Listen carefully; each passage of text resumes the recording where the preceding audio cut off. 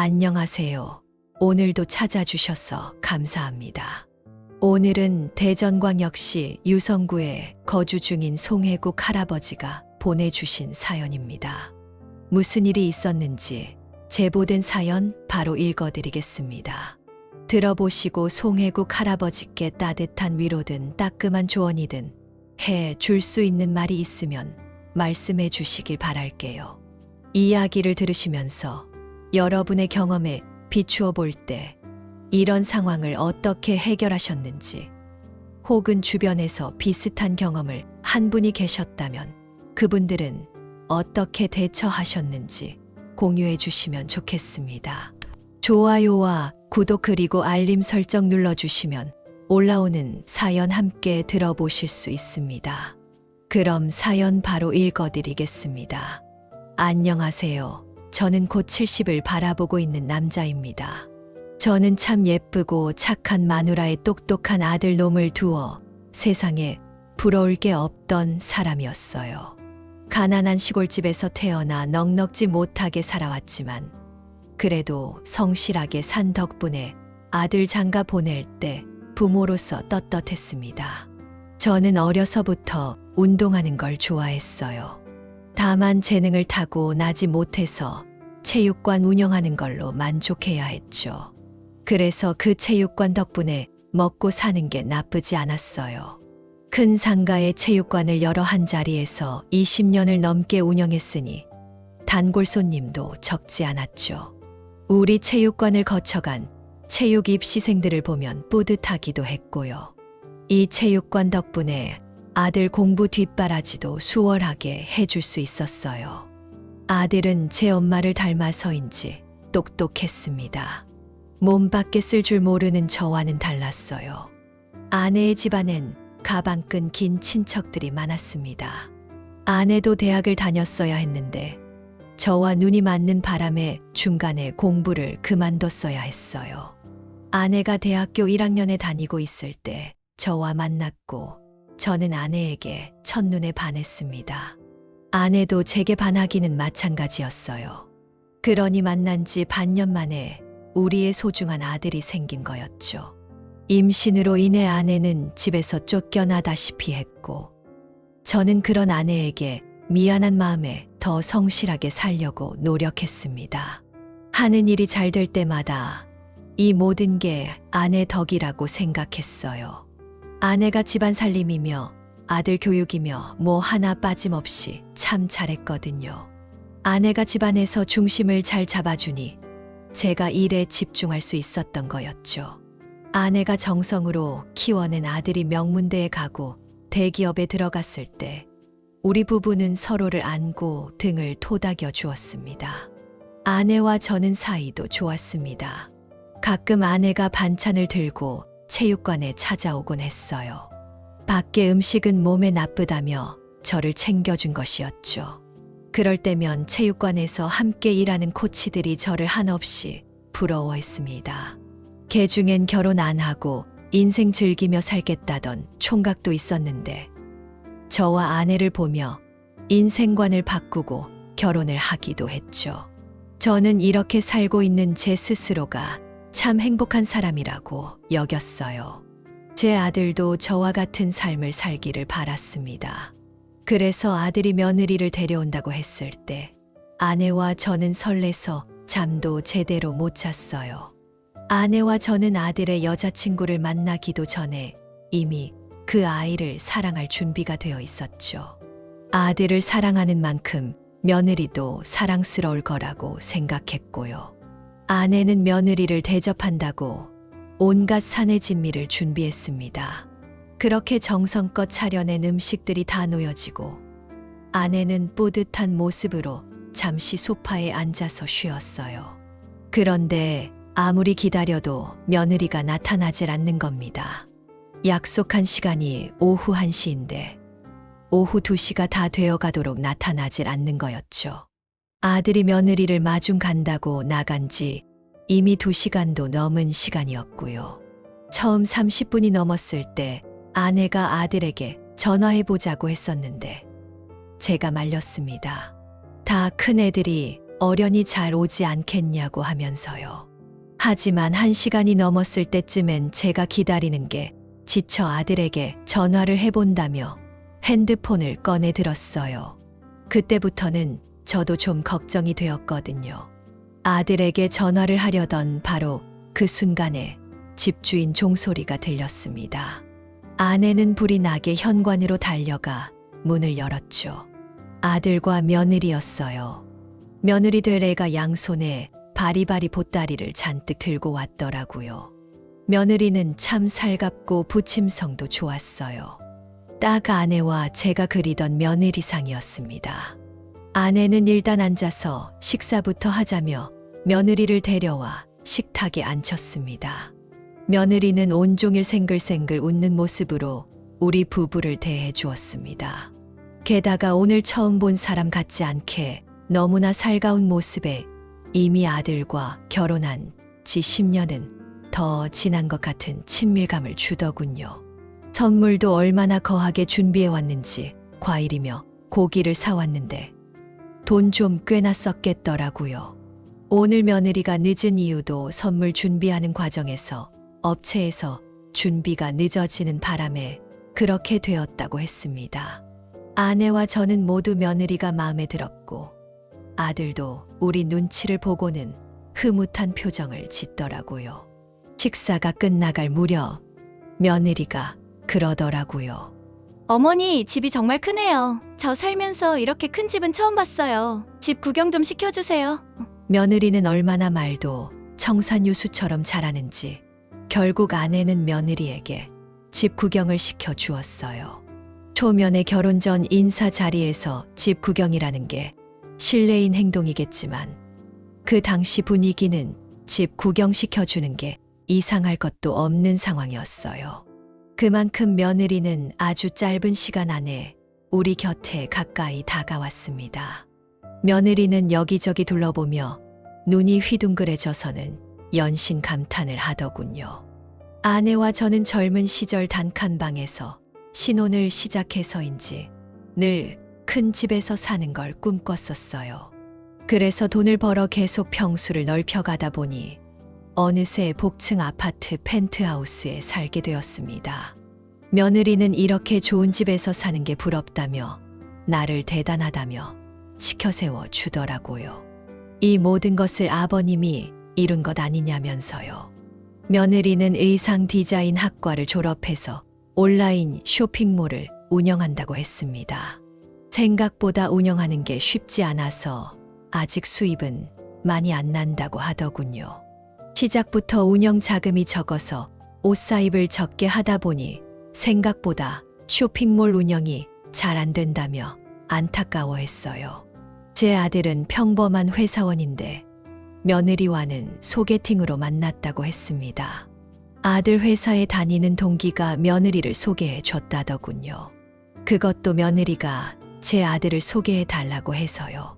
며느리가 애교가 많다 보니 아들이 며느리를 마음에 들어 했고 둘이 1년간 교제하고 결혼하기로 한 거였어요. 둘은 서둘러 결혼식 준비를 해 나갔습니다. 예물도 다이아 세트는 물론이고 명품 커플링까지 맞춰서 호텔 예식을 치러주었습니다.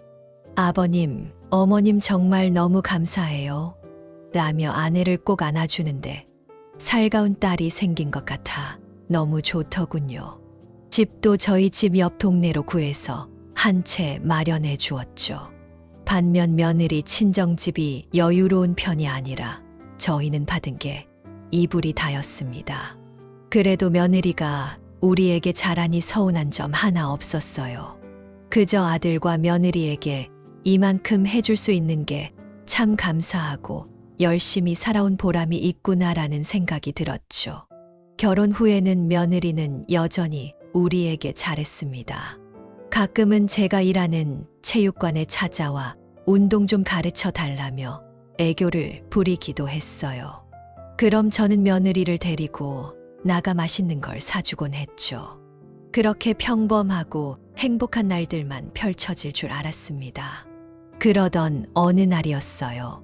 뉴스에서 어느 날 중국에서 감염병이 퍼졌네. 어쩌네 떠들기 시작하더니 금세 그 뉴스가 우리나라에도 확진자가 퍼졌다는 이야기가 나오더군요. 그렇게 사람들의 공포가 확산될 무렵 제가 운영하던 체육관에도 영향을 미치기 시작했습니다. 체육관을 다니던 회원들이 하나둘 떠나기 시작한 거죠. 정말 20년 넘게 한 자리를 지키며 운영해 오면서 이런 적은 단 한 번도 없었습니다.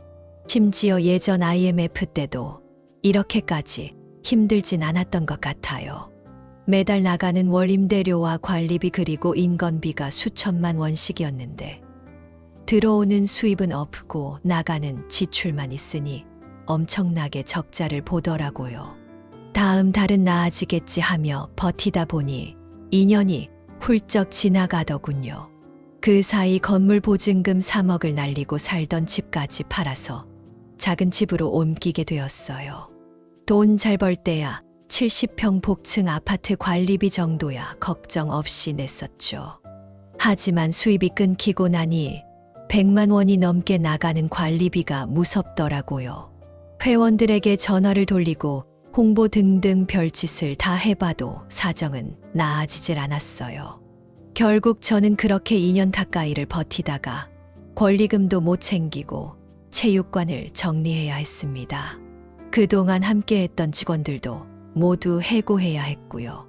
직원들 몇몇은 눈물바람을 하고 헤어지게 되었습니다. 직원들을 내보내고 다음날 짐을 빼려고 정리하는데 아들과 며느리가 찾아왔어요. 짐 빼는 것 도와준다고요.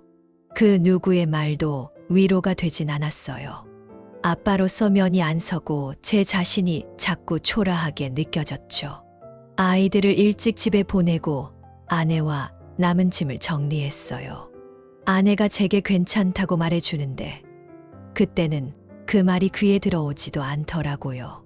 집에서 매일 술을 마셨습니다. 복층 아파트는 원래 잘 안 팔리는데 때마침 산다는 사람이 있어서 시세보다 싸게 받았습니다. 복층 아파트가 팔리자마자 직원들 퇴직금을 정산해 주었어요. 그리고 작은 집을 구해 이사를 들어가게 되었습니다. 작은 집으로 이사하던 날 아내는 이상하리만치 조용했어요. 제게 위로도 질타도 그 어떤 말도 하지 않더라고요. 나 하나 믿고 시집온 아내에게 호강시켜 주겠다고 떵떵거렸던 과거에 내가 부끄러웠어요. 아내에게 많이 미안하기도 했고요. 그날 저는 속으로 정말 피눈물을 흘렸습니다. 이사를 모두 마치고 낮아 퇴근한 아들과 며느리가 찾아왔어요. 그날 우리 부부의 집을 처음 본 아들은 무척 놀라더군요. 며느리가 코를 쥐며 여기저기 킁킁대더니 베란다 문과 주방 하부장을 열어보더라고요. 왠지 하실 냄새 같은 게 난다 했더니 곰팡이가 있었네. 자기야, 미안한데 우리 애한테 안 좋을 것 같아서 난 여기서 저녁 못 먹을 것 같아. 자기는 먹고 와. 난 차에서 기다리고 있을게. 아니 무슨 곰팡이 좀 핀 거 가지고 그렇게 예민하게 굴어. 문 닫아 놓으면 별로 나지도 않는구먼. 내가 홀몸이면 나도 그냥 참고 여기서 밥 먹었지. 근데 뱃속에 애기 때문에 그래. 며느리가 현관에서 신발을 신고 나가자 아들도 우리 부부에게 대충 인사를 하고는 멋쩍은 듯 자리를 뜨더라고요. 아내는 아들 며느리의 행동에 어이없어 하며 대꾸도 안 하고 어안이 벙벙한 표정으로 지켜보기만 하더군요. 아들 며느리가 가고 나니 집안에 정막이 흘렀습니다. 그 정막을 깨고 아내가 말했어요. 힘든데 잠깐 침대에 허리 펴고 누워요. 아내는 침대에 대자로 뻗어 누웠어요. 저도 그 옆에 나란히 누웠습니다. 그곳에 누워 있으니 옛 생각이 나더군요. 처음 아내를 만나 단칸방에서 살던 신혼집이 떠올랐어요. 아늑한 느낌이 딱 그 집 같았죠. 여기 이러고 누워있으니까 옛날 생각나네. 그때 장대동에 그 단칸방 생각나요? 이 집은 그 집에 비하면 대궐이네. 방도 3개나 있잖아요. 그 단칸방에서 방 5개짜리 대궐 같은 집 사느라고 고생 무진장했잖아. 아파도 링겔 맞아가며 체육관 나가고. 그동안 일하느라 당신 고생 많았어요. 그러니까 이제 좀 쉬세요. 당신은 쉴 자격이 있어. 그 말을 조용히 듣고 있는데 눈가가 왜 이렇게 뜨거워지던지 등을 돌리고 누워 아내 몰래 눈물을 훔쳤습니다. 저는 아내 말대로 당분간은 쉬면서 앞으로 어떻게 지낼지 계획을 좀 짜봐야겠다는 생각이 들었어요. 제가 며칠 생각에 잠겨 있던 사이 아내는 저 대신 일을 하겠다며 나가서는 한 번도 해보지 않은 건물 청소 일을 시작했습니다.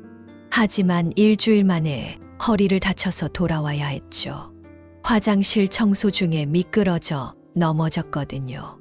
저는 아픈 아내를 뒤로 하고 뭐라도 해야겠다 싶어서 아르바이트 자리를 알아보았습니다. 미래 계획은 잠시 접어두고요. 정처 없이 집을 나와 상가 주변을 돌아다녔어요. 아르바이트 전단지가 붙은 게 있으면 일자리를 구하려고 했습니다.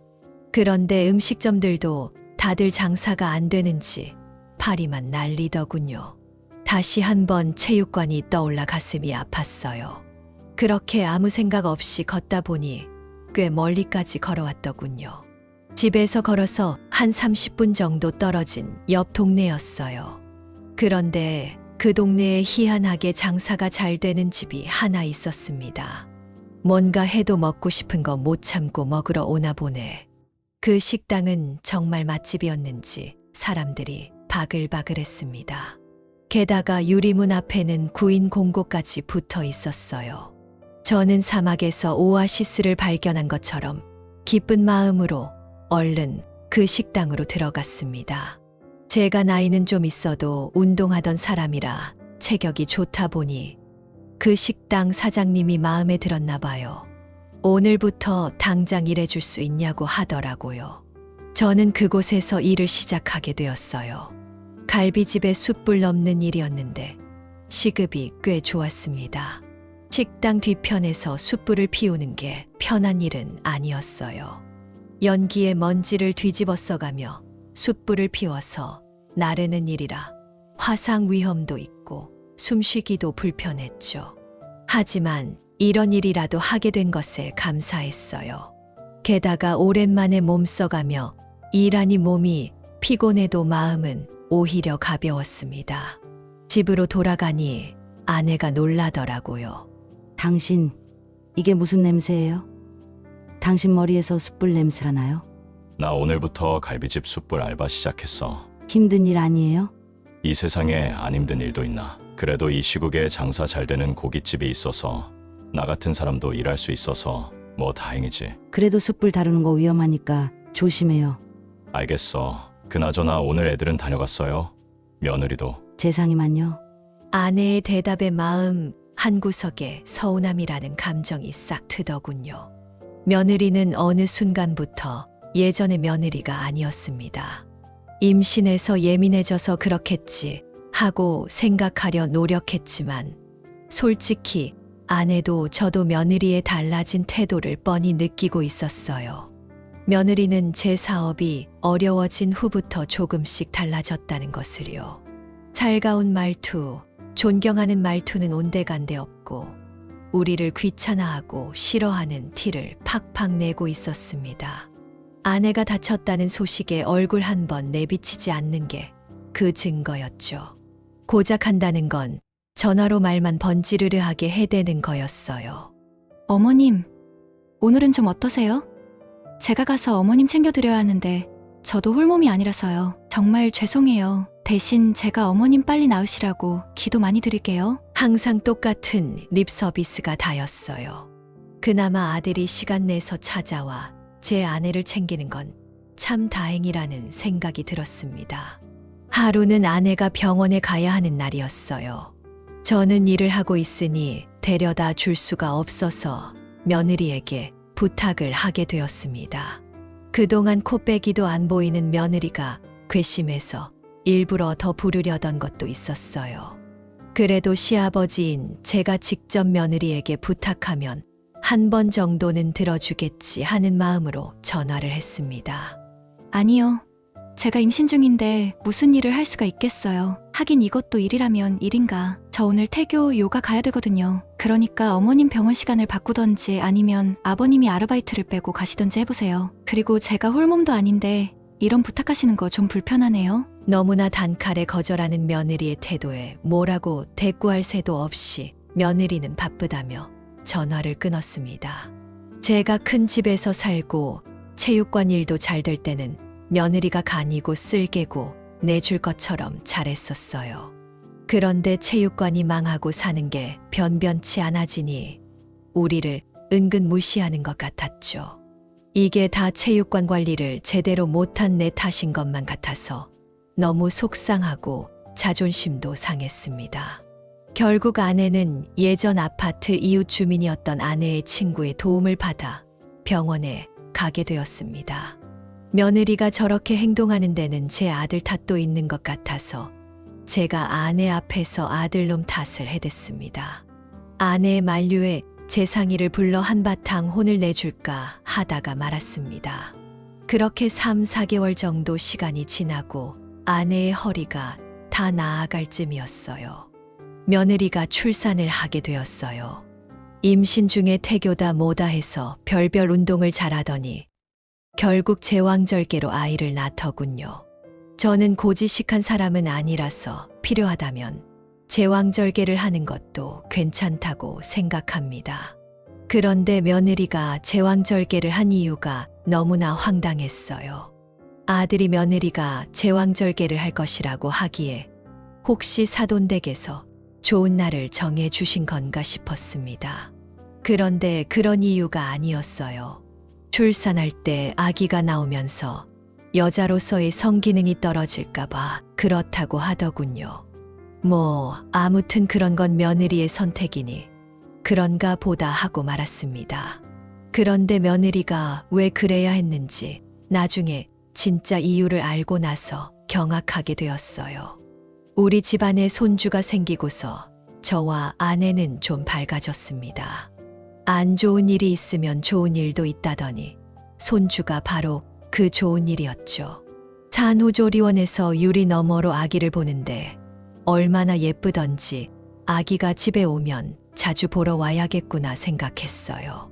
하지만 그건 정말 저와 아내만의 생각이었나 봅니다. 며느리가 조리원에서 퇴원한 후에 저희 집에 한 번을 오질 않더라고요. 아들 말로는 아기가 아직 너무 어려서 감염을 조심해야 돼서 그렇다고 했습니다. 예쁜 아기를 사진으로만 볼 수밖에 없었어요. 아기가 태어난 지 3개월이 지나서야 우리 부부를 초대해 주더군요. 아기가 어찌나 예쁘던지 그렇게 한 번 보고 오면 눈앞에 아른거리곤 했습니다. 식당에서 일하면서도 우리 연배 손님들이 손주 사진을 서로 보여주며 자랑할 때 우리 손주가 생각나서 절로 미소가 지어지곤 했죠. 그러던 어느 날 충격적인 비보를 듣게 되었습니다. 제 하나뿐인 형이 죽었다는 소식이었어요. 형의 시신이 한국으로 오고 있다고 했습니다. 제 형은 형수님과 미국으로 건너가 살다가 그곳에서 이혼을 하고 외로운 삶을 살고 있었어요. 가끔 형과 안부 전화를 주고받곤 했는데 목소리에서 외로움이 묻어나곤 했죠. 형수님은 바람이 나서 형님을 떠나셨어요. 결혼 10년 만에 형수님이 임신을 하고 형님은 날아갈 듯 기뻐했어요. 하지만 출산하는 날 노란 머리 아기가 나왔다고 하더군요. 형수님이 결혼 10년 만에 바람이 난 거였어요. 형님은 자신이 용서해 줄 테니 형수님에게 돌아오라고 했습니다. 아기도 자기가 키우겠다고요. 하지만 형수님은 애 아빠를 찾아갔다고 했죠. 그 후로 형님은 미련을 버리지 못한 채 형수님이 돌아오기만을 바라며 살아간 것 같아요. 형수님이 형님을 떠난 후 미안하니 제게 가끔씩 연락해서 미안하다며 형님을 잘 챙겨달라고 했던 적이 있었습니다. 3, 4년에 한 번씩이요. 그런데 그마저도 제 나이 50줄에 들어서면서부터는 한 번도 연락이 온 적이 없어요. 그럼에도 불구하고 형님은 형수님의 연락을 기다리며 살았죠. 제 형은 참 불쌍한 사람입니다. 이 세상에 다시 없을 해바라기 로맨스를 꿈꾸는 남자인데 여자를 잘못 만난 거죠. 사실 형수님 입장도 이해가 안 가는 건 아니었어요. 형님이 미국에서 오토바이 사고로 남자로서의 기능을 잃었기 때문에 형수님은 다른 방법을 택할 수밖에 없었어요. 그 희생양이 형님이 된 거죠. 인생의 허무함을 느끼게 됐어요. 형님이 낙상사고로 너무나 갑작스럽게 돌아가신 거였거든요. 아내는 슬픔에 잠긴 제게 잠시 일을 쉬는 게 어떻냐고 했어요. 하지만 저는 오히려 일을 쉬지 않는 게 슬픈 생각을 덜 할 것 같았죠. 갈비집에서 숯불을 나르다 보니 잡생각이 들지 않더군요. 퇴근하고 집에 오는 길엔 어김없이 형과의 어릴 적 추억이 떠오르며 눈가가 촉촉해지곤 했어요. 그러던 어느 날이었어요. 그날도 어김없이 숯에 불을 피우고 숯불을 나르고 있었습니다. 그런데 낯익은 얼굴이 눈에 보이더군요. 다름 아닌 제 며느리였어요. 며느리가 제 또래 여자들과 함께 우르르 식당 안으로 들어왔습니다. 숯불을 나르다 잠깐 서서 며느리를 쳐다보니 며느리도 저를 향해 시선을 돌리더라고요. 저는 인사를 하려고 손을 드는데 며느리는 고개를 푹 숙이고는 황급히 식당 한 룸으로 들어갔어요. 분명히 눈이 마주쳤는데도 저를 모른 척했어요. 그 모습에 제 얼굴이 다 화끈거리더라고요. 며느리가 저를 창피해 한 것이었으니까요. 결국 저는 동료 김 씨에게 저 대신 3번 룸에 숯불을 올려달라고 부탁했습니다. 3번 룸의 방문이 열릴 때마다 며느리가 하하호호 웃는 게 보이더군요. 그러다 저와 눈이 마주치면 정색을 하며 고개를 돌렸습니다. 식사가 방으로 들어가고 나서 얼마 후에 며느리가 나와 화장실로 가더군요. 잠시 후 제 전화 벨소리가 울렸습니다. 여보세요. 아버님, 행여라도 저한테 아는 체 하지 마세요. 저 지금 조리원 동기 모임 중이란 말이에요. 아버님이 여기서 일한다는 거 알면 재상 씨랑 우리 아기랑 무슨 망신이에요? 뭐, 망신. 너는 내가 갈비집에서 숯불 나르는 게 창피하냐? 그럼 이게 자랑스러울 일이에요? 아르바이트 하신다기에 체육관 코치라도 하고 계신 줄 알았더니 이게 뭐예요? 차라리 하실 거면 먼 동네 가서 하시지. 하필 이 동네에서 일을 하고 다니세요. 동네 창피하게. 너 나를 뭐로 아는 거냐? 어디 감히 시아버지 무서운 줄도 모르고. 아버님, 저는 아버님보다 이 동네 엄마들이 더 무서워요. 아버님 때문에 우리의 아빠까지 싸잡아서 무시당하면 어쩌려고 그러세요. 아무튼 절대로 저한테 아는 체 하지 마세요. 제발 아버님 손주 체면도 생각 좀 해주시라고요. 아셨죠? 정말 어이가 없다 못해 당황스럽고 황당해서 미치겠더라고요. 화가 머리끝까지 올라 심장이 쿵쾅쿵쾅 뛰기까지 하더군요. 당장이라도 쫓아 들어가 며느리에게 쏟아붓고 싶은 심정이었어요. 그 화를 가라앉히려고 20년째 끄는 담배를 피우기까지 했어요. 김 씨에게 담배를 한 대 빌리자 김 씨가 그러더군요. 정관장, 오늘 무슨 일이 있어? 김 씨는 우리 체육관에 오던 단골 손님이었습니다. 그런데 김 씨는 동네에서 생선구이집을 운영했었는데 감염병 사태로 문을 닫고 갈비집에서 일을 하게 된 사람이었어요. 저와 처지가 같은 사람이었죠. 아무 일도 없긴. 담배 끊은 지가 언젠데 성관장이 담배를 다 잡고 혹시 오늘 산볼룸 안에 뭐 하는 사람이라도 있었던 거요? 거기 몸만 열리면 계속 쳐다보던데. 아는 사람은 무슨, 그냥 갑자기 담배가 땡겨서 그런 거지. 담배 남는 거 있어? 한 대만 더 줘봐. 자네 형 일도 있고. 그런데 무리하지 마라. 오늘 내가 좀 더 할 테니까. 속사정을 모르면서 저를 배려해주는 김 씨에게 고맙더군요. 차마 며느리 때문에 속이 뒤집혔다는 이야기는 못하겠어서 얼버무리고 말았습니다. 참, 이렇게 피 한 방울 안 섞인 남도 나한테 신경을 써줬는데 내 아들놈 와이프씩이나 되는 며느리는 왜 저 모양인지 속이 상했어요. 그날 며느리는 끝까지 저를 모른 채 하며 카운터에 와서 결제를 하더군요. 결제 카드를 쥔 며느리 손에는 제가 사준 1캐럿짜리 다이아 반지가 끼워져 있었습니다. 그걸 보는데 절로 한숨이 나왔어요. 며느리가 출입문을 열고 나가는 순간 나가는 며느리의 뒤통수를 냅다 치고 싶었지만 그건 상상 속에서나 가능했습니다. 정작 아들은 며느리와 잘 살고 있는데 부모된 입장에서 제가 아들을 난처하게 할 수는 없었으니까요. 제발 며느리가 저 인성 드러내지 않고 내 아들에게만큼은 잘하고 살기를 바랄 뿐이었죠. 결국 저는 그날 김 씨를 불러다 술 한 잔을 하게 되었어요. 며느리가 3번 방에 왔었다는 이야기까지 하게 됐죠. 김 씨는 그런 싸가지 없는 며느리가 어딨냐며 저 대신 화를 내주더군요. 그렇게 술로 스트레스를 풀었습니다. 얼싸하게 취한 채 비틀거리며 집으로 돌아갔어요. 집에 가는 길에 시계를 보려고 핸드폰을 꺼냈는데 배터리가 나갔더군요. 아내에겐 이미 술 한잔하고 들어가겠다고 말했던 터라 먼저 자고 있겠거니 했죠. 집에 들어가자마자 나왔다 한마디를 하고 옷만 대충 벗어 던진 채 거실에 쓰러져 잠이 들었어요. 그리고 다음날 아침이 되어서야 잠이 깼습니다. 숙취가 밀려와 속이 울렁거렸어요. 아내는 어딜 갔는지 아침부터 보이질 않더라고요. 저는 핸드폰을 충전해서 켠 후에야 아내의 행방을 알게 되었어요. 수십 통의 부재중 전화와 문자가 찍혀 있더군요. 아빠, 엄마 지금 병원에 입원했어요.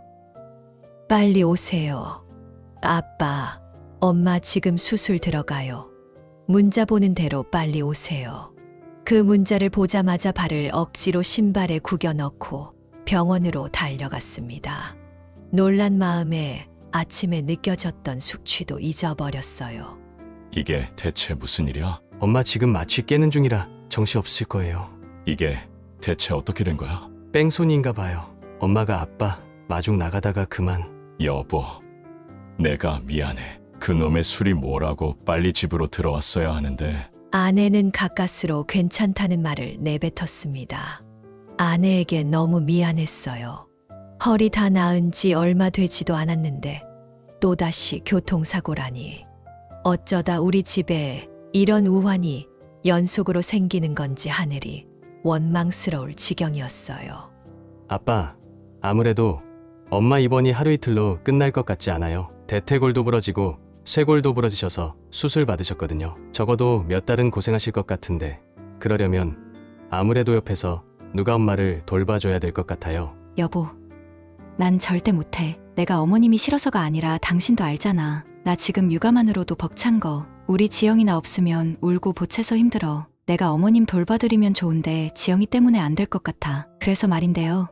아버님이 일 그만두시고 어머님 봐드리는 건 어떠세요? 며느리에게 눈곱만치도 기대하지 않았지만 저렇게 말하는데 얄미운 건 어쩔 수 없더라고요. 며느리가 병원에 온다고 했지만 사실 기대하지도 않았습니다. 일주일에 한 번 겨우 병원에 와서는 잠깐 엉덩이 붙이고 가는 시간에도 온갖 짜증은 다 내고 가더군요. 차라리 안 왔으면 싶을 만큼 아내와 저를 불편하게 하더군요. 며느리는 딱 2번 왔는데 그 중에 한 번 왔을 때는 향수에 화장을 잔뜩 하고 와서 병실 사람들이 전부 한 소리씩 했습니다. 병실 사람들 보기도 창피하고 정말 아내 말대로 안 왔으면 싶더군요. 와봤자 별로 도움되는 것도 없었고요. 그렇게 화장에 향수를 뿌리고 와서는 조리원 모임 가야 된다면서 급하게 나가는데 조리원 안 가본 사람은 어디 서러워서 살 수가 있나 싶었습니다.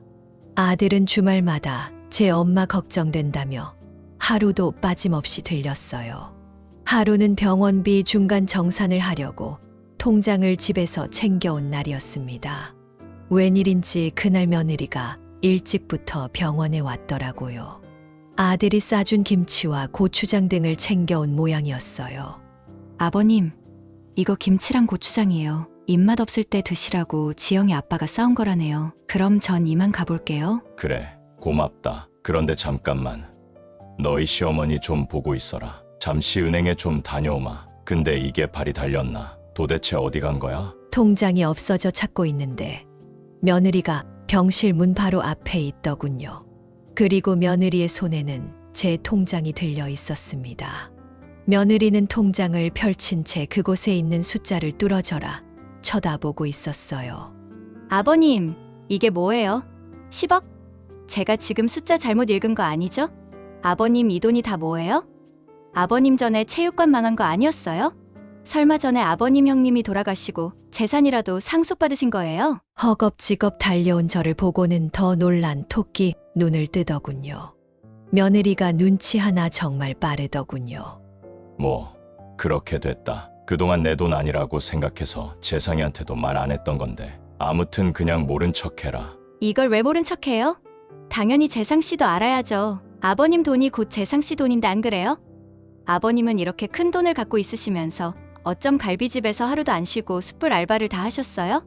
정말 대단하세요. 존경스러우세요. 일하는 어르신들 얼마나 보기 좋아요. 젊게 사시는 것 같고 저는 언제나 아버님을 존경하고 있었답니다. 아시죠? 제 마음? 며느리의 마음 단 1분 1초 만에 무시하는 시아버지를 존경한다며 처세를 바꾸는 저 간사함을 당연히 알죠. 그때부터 며느리는 처음 우리 집에 인사 오던 날처럼 말을 청산유수로 뽑아내더군요. 다음 날부터 하루도 빠짐없이 병원에 들리는 건 물론이고 안 하던 요리까지 해서 산의 진미를 가져와 바치기도 했어요. 병실 사람들이 며느리를 볼 때마다 같은 사람 맞냐며 놀라서 눈이 휘둥그레질 지경이었죠. 갑자기 우리 부부에게 잘하는 며느리의 속이 훤히 보였지만 그냥 하는 대로 내비뒀습니다. 어디까지 이 통장에 충성을 바치나 한번 보자 하는 심정이었죠. 어머님, 천천히 드세요. 어구, 잘하셨어요. 여기 물도 드세요. 꼭꼭 씹어서 드셔야 소화도 잘 돼요. 며느리는 마치 제 아내의 시녀와도 같았어요. 얼마나 시중을 잘 드는지 제가 봐도 놀랄 정도였죠. 휴지가 필요하면 척척 대령하고 물이 빌 틈이 없이 부지런히 떠다 바쳤습니다. 아내가 퇴원을 하고 집으로 돌아오고 나서도 며느리의 효부 행동은 계속되었어요.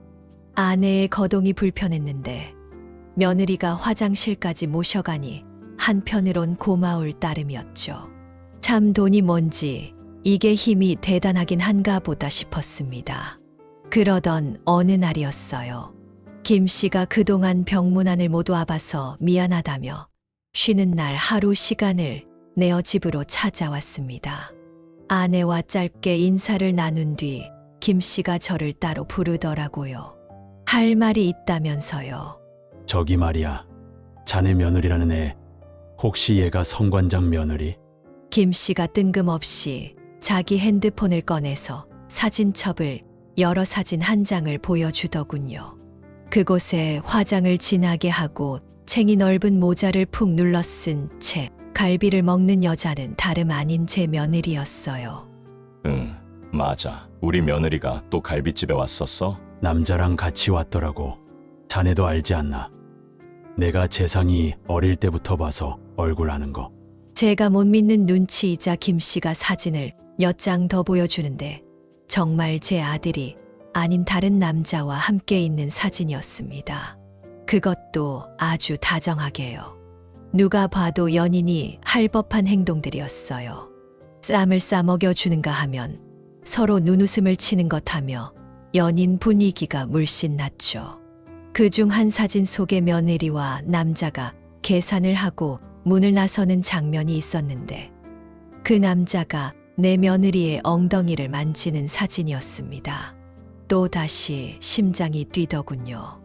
며느리가 제게 전화를 걸었던 그 갈비집에서처럼 아무리 미친 망아지처럼 날뛰는 며느리였지만 내 아들을 기만하는 건 절대로 그냥 넘어갈 수 없었습니다. 이렇게 혼나지 않은 채 그것도 자기 시아버지가 일하던 식당에서 이게 말이 되는 건가 싶었습니다. 저는 김 씨를 돌려보내고 나서 고민에 휩싸였습니다. 그 갈비집이 얼마나 맛있으면 내가 일을 그만두자 불륜남을 데려와서 몰래 갈비를 먹고 가는 건지 정말 겁도 없더라고요. 그런데 한 가지 더 신경 쓰이는 건 상대 불륜남이었어요. 왜냐하면 제 손주와 너무나 닮은 인상 때문이었죠.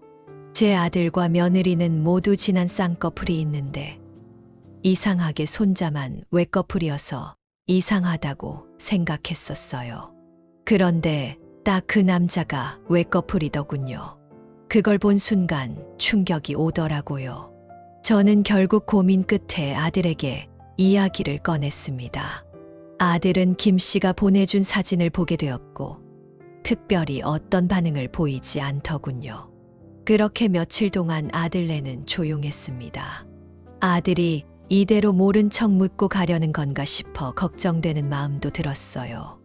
이렇게 한 번 신뢰가 깨졌는데 다시 붙어 사는 게 어디 쉬운 일인가요? 하물며 제 아들이 그런다고 생각하니 부모로서 마음이 답답할 뿐이었죠.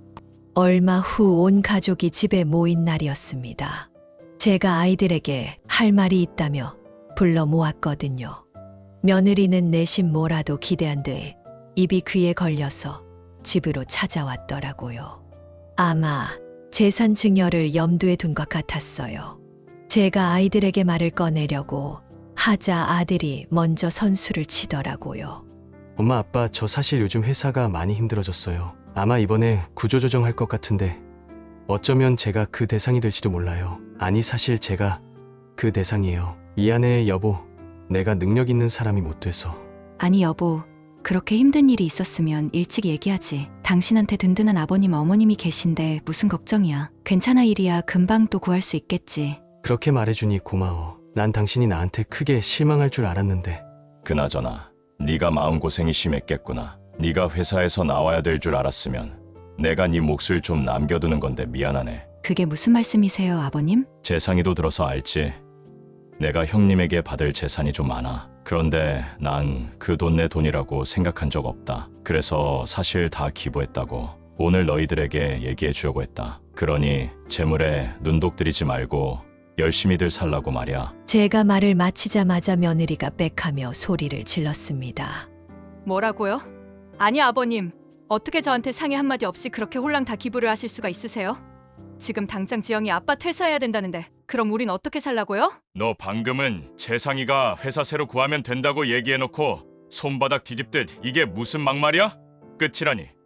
그럼 재상이랑 이혼이라도 하겠다는 얘기야? 그까짓 이혼이 대수예요? 아 짜증나. 그럼 그동안 내가 수발든 거 그거 일당으로라도 계산해서 줘요. 나 억울해서 못 참겠으니까. 뭐야? 아니 너 원래 이런 애였니? 얘가 보자 하니까. 보긴 뭘 봐요?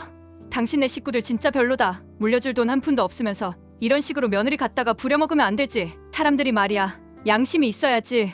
누가 너한테 우리 돌봐달라고 하던 네 발로 와서 해놓고는 그게 다 헛된 욕심 탓 아니냐? 아버님이야말로 돈으로 사람 봐보면서 그러시는 거 아니죠? 설마 아버님 일부러 통장 흘리러 가신 거 아니에요? 저 어떻게 하나 보시려고요. 맞죠? 당장 그 입 닫지 못해. 너 원래 이런 애였어?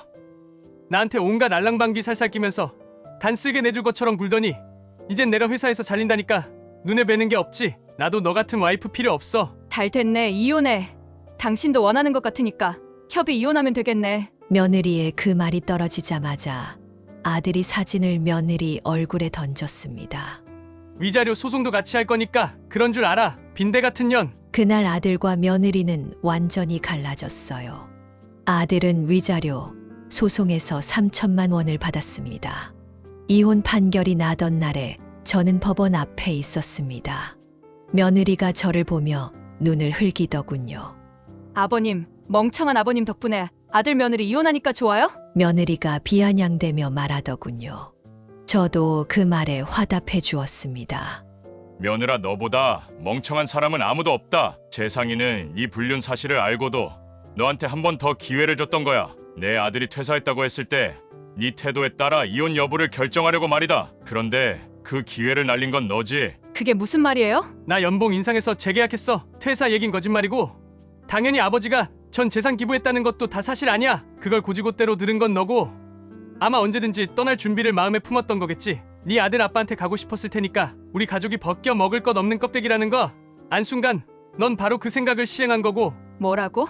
아버님, 그럼 기부한 거 아닌 거예요? 누가 네 아버님이야? 재상아, 가자. 우리 오늘 이사 가는 날이잖아. 이사나 해야지.